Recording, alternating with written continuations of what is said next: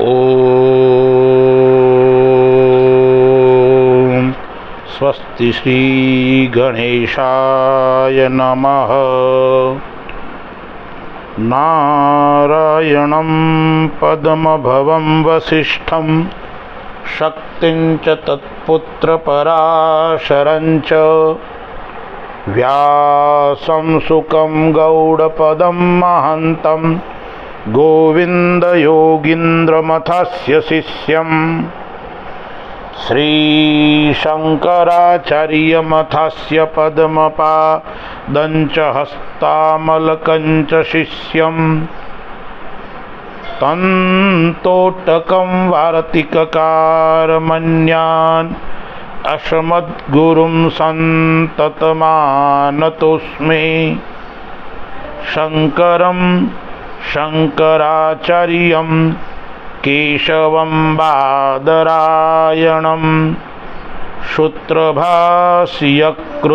वन्दे भगवन्तौ पुनः पुनः। वसुदेवसुतं देवं कंसचाणूरमर्दनं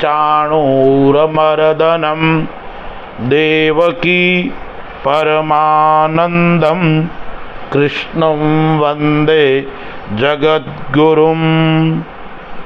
गुरुर्ब्रह्मा गुरुर्विष्णु गुरुर्देवो महेश्वर गुरुः साक्षात् परं ब्रह्म तस्मै श्री गुरवे नमः।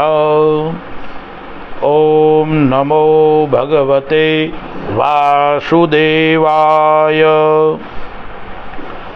आषाढ़ मास कृष्ण पक्ष एकादशी व्रत कथा।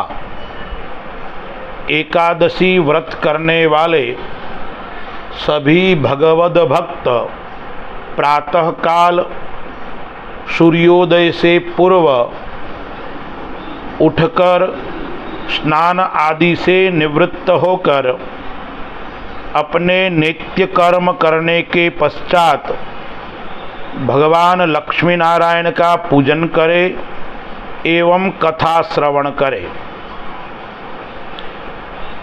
आइए हम कथा का श्रवण करते हैं।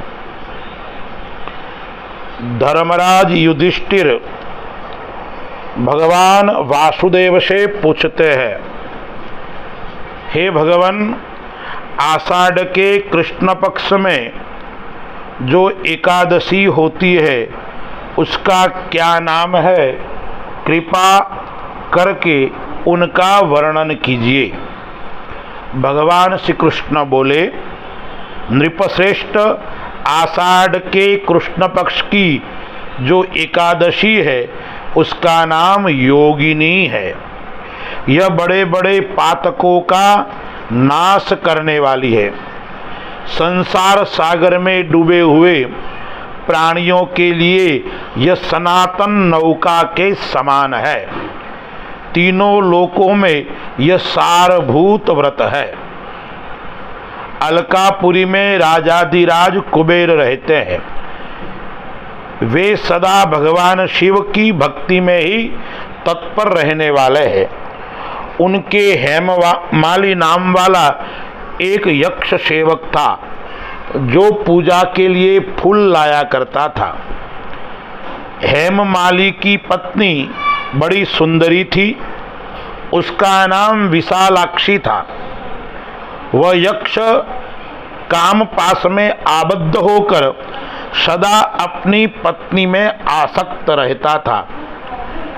एक दिन की बात है, हेममाली मान सरोवर से फूल लाकर अपने घर में ही ठहर गया और पत्नी के प्रेम का रसास्वादन करने लगा। अतः कुबेर के भवन में न जा सका। इधर कुबेर मंदिर में बैठकर भगवान भोलेनाथ का पूजन कर रहे थे। उन्होंने दोपहर तक फूल आने की प्रतीक्षा की। जब पूजा का समय व्यतीत हो गया तो यक्षराज ने कुपित होकर सेवकों से पूछा, यक्षो, दुरात्मा हेममाली क्यों नहीं आ रहा है? इस बात का पता लगाओ। यक्षों ने कहा, हे राजन, वह तो पत्नी के कामांध में आसक्त हो अपनी इच्छा के अनुसार घर में ही रमण कर रहा है। उनकी बात सुनकर कुबेर क्रोध में भर गए और तुरंत ही हेममाली को बुलवाया। देर हुई जानकर हेममाली के नेत्र भय से व्याकुल हो रहे थे। वह आकर कुबेर के सामने खड़ा हो गया। उसे देखकर कुबेर की आंख में क्रोध से लाल हो गई। वे बोले, अरे पापी, ओ दुष्ट, ओ दुराचारी, तूने भगवान की अवहेलना की है, अतः कोढ़ से युक्त और अपनी उस प्रियतमा से वियुक्त होकर इस स्थान से भ्रष्ट होकर अन्यत्र चला जा। कुबेर के ऐसा कहने पर वह उस स्थान से नीचा गिर गया। उस समय उनके हृदय में महान दुख हो रहा था। कोढ़ों से सारा शरीर पीड़ित था, परंतु शिव पूजा के प्रभाव से उसकी स्मरण शक्ति लुप्त नहीं होती थी। पातक से दबा होने पर वह अपने पूर्व कर्मों को याद रखता था। तदंतर इधर उधर घूमता हुआ पर्वतों में श्रेष्ठ मेरुगिरी के शिखर पर गया। वहां उसे तपस्या के पुंज मुनिवर मार्कंडेय जी का दर्शन हुआ। पाप कर्मा यक्ष ने दूसरे से ही मुनि के चरणों में प्रणाम किया। मुनिवर मार्कंडेय ने उसे भय से कांपते देख परोपकार की इच्छा से निकट बुलाकर कहा, तुझे कोढ़ के रोग ने कैसे दबा लिया है?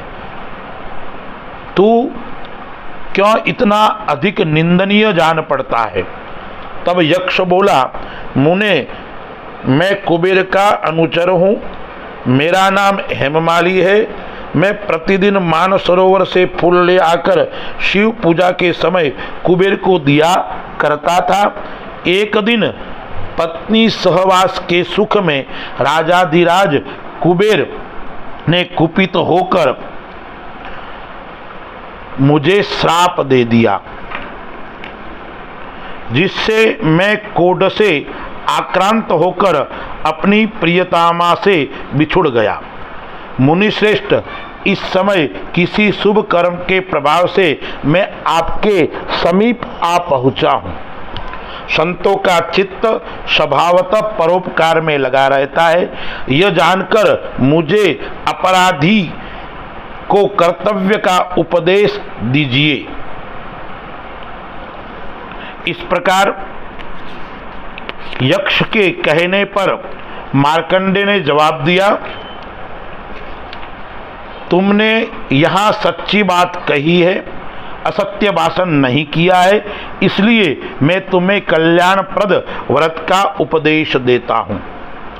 तुम आषाढ़ के कृष्ण पक्ष में योगिनी एकादशी व्रत करो।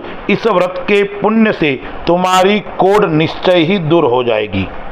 भगवान श्री कृष्ण कहते हैं, ऋषि के वचन सुनकर हेममाली दंड की भांति मुनि के चरणों में दंडवत प्रणाम किया है। मुनि ने उसे उठाया, उससे उसको बड़ा हर्ष हुआ। मार्कंडेय ने उपदेश से उसने योगिनी एकादशी का व्रत किया, जिससे उसके शरीर का कोढ़ दूर हो गया। मुनि के कथानुसार उस उत्तम व्रत का अनुष्ठान करने पर वह पूर्ण सुखी हो गया। नृपश्रेष्ठ, यह योगिनी का व्रत ऐसा ही बताया गया है जो 88,000 ब्राह्मणों को भोजन कराता है, उसके समान ही फल उस मनुष्य को मिलता है जो योगिनी एकादशी का व्रत करता है। योगिनी महान पापों को शांत करने वाली और महान पुण्य देने वाली है। इसके पढ़ने और सुनने से मनुष्य सब पापों से मुक्त हो जाता है। इस प्रकार की विधि व्रत की शास्त्रों में बताई गई है। जो इस व्रत को करता है, जो इस व्रत की कथा श्रवण करता है एवं कथा श्रवण कराता है, उन सब की सायुज्य मुक्ति होती है। बोलो कृष्ण कन्हैया लाल की जय।